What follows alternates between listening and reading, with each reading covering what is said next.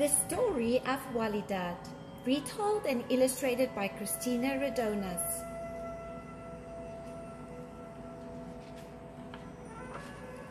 The Story of Wali.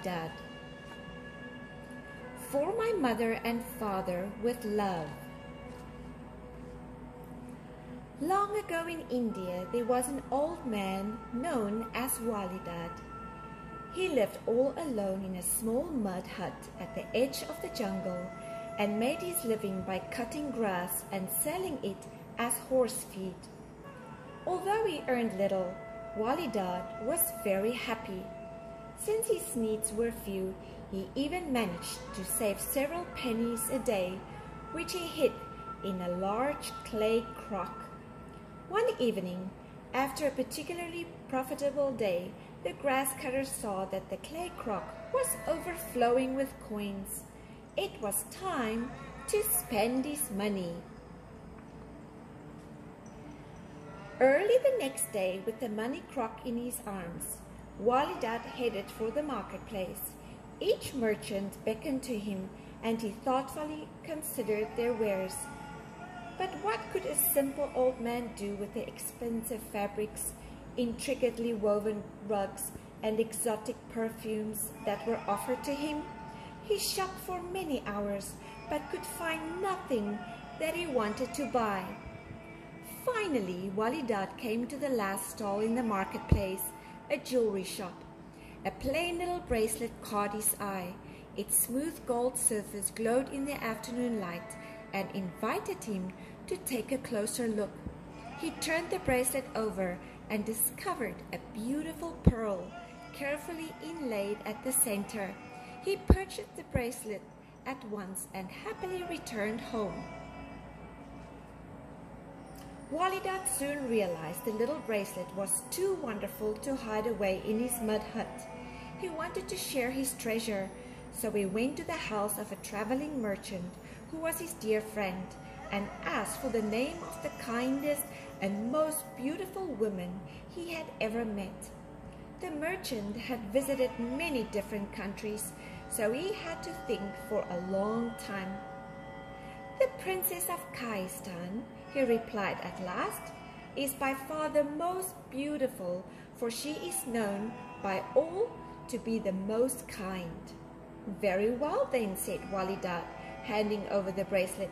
"I would like you to give her this." Much amused, his merchant friend agreed to deliver the gift on his next journey. Months later, the merchant passed through Khaistan and presented the little bracelet to the princess. She was delighted. To show her gratitude to the mysterious giver, she sent the merchant back with a return present, a camel load of fine silks. As requested, the merchant delivered the skills to Wali mud hut. The old man was stunned and could not imagine what to do with so precious a gift. Again he asked his friend for a name, the name of the most honorable young prince in all the land. As before, the merchant thought and thought. Well, he finally concluded, "The Prince of Nekabad is certainly the most honorable." "Excellent," said Wali. "Would you please take these silks to him? I am sure he will find fitting use for them." The merchant promised to visit the prince when he next traveled to Nekabad. True to his word, the merchant journeyed to the royal palace of Nekabad, where he delivered the camel load of silks. Indeed, the young prince was most grateful. To repay the favor, he chose from his stable 12 splendid horses and told the merchant to take them to the very generous Wali.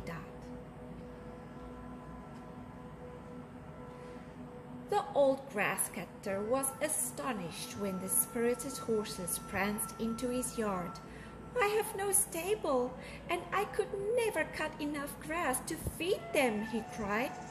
He gave 2 horses to the merchant and persuaded his friend to take the remaining 10 to the Princess of Khaistan. Time passed, and when they next traveled to Khaistan, the merchant presented the princess with the beautiful horses. Although she was very pleased, this time the princess was somewhat perplexed. Such horses, she presumed, could only have come from the stables of a rich and powerful man. What courtesy might she return to one so wealthy? The princess asked her father, the king, for advice. Together they decided on a return present, which they hoped the unknown giver would not feel obliged to repay. For each of the 10 horses, the princess requested that 10 mules loaded with silver be sent to Wali. The merchant led the procession. When the mules arrived, kicking and braying, Wali was dismayed. Having no need for such wealth, he directed the merchant to take 6 of the silver-laden mules for himself and convey the remainder straight to the Prince of Nekabad.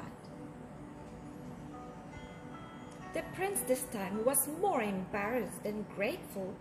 Such presents, he thought, must certainly be taxing the resources of the generous stranger. Hoping to put an end to this exchange of opulent gifts, he ordered up a herd of 20 each of his swiftest camels, his most magnificent horses, and his strongest elephants, all decorated in the finest of silks, leathers, and jewels. With the help of a small troop of men, the merchant hastened the caravan to Wali's door.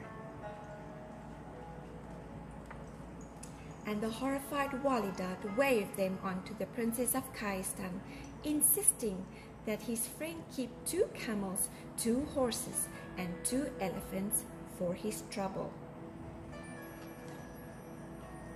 You can well imagine the excitement at the gates of Khaistan when this incredible parade appeared. What is the meaning of such generosity, wondered the princess. The king thought he knew. Of course, he said, the great and princely Wali would like to meet you. Perhaps he is trying to win your hand in marriage. We must pay him a visit. The princess agreed that they should visit Wali at once. A giant caravan was formed, complete with mounted soldiers, trumpets and flags, royal servants, magnificent chests of gold, bejeweled horses, camels and elephants, and the king and princess of Khaistan. Reluctantly, the merchant guided the procession toward the home of Wali. The caravan moved slowly as they came closer to their destination. The merchant grew increasingly nervous. If only he had revealed the simple truth about his friend. When he reached Wali's mud hut, the merchant found his friend seated on a straw mat, munching his evening meal of dry bread and onions. Wali gasped when he heard the merchant's news. "My house is far too small to receive all those guests," he cried, "and I haven't enough food to share with them. What am I to do?" The merchant felt responsible for the situation, and he desperately wanted to help. "My dear friend," he said, "I have many servants and more than enough food to feed a caravan. Allow me to take care of the preparations. We will have a glorious reception for the king and princess of Khaistan." Wali gratefully accepted the merchant's offer. That evening, with the help of his loyal servants, the merchant began to prepare for the royal guests. Wali had little to do but watch while servants trimmed the jungle grass surrounding his hut into a large courtyard. Exhausted, he fell asleep. When Wali awoke, he blinked his eyes in disbelief.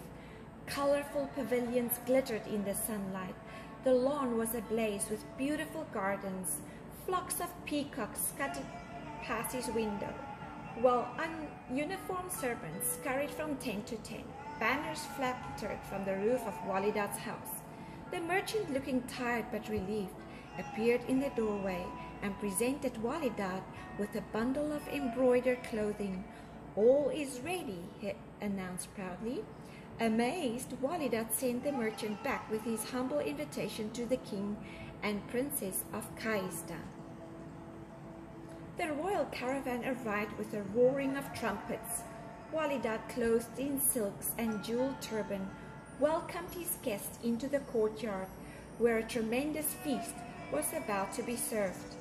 The king of Kaistan was most impressed and thanked his host for the generous reception.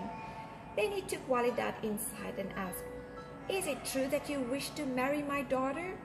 Wali was shocked by the question. He tried to think of a way to thank the king for the honor.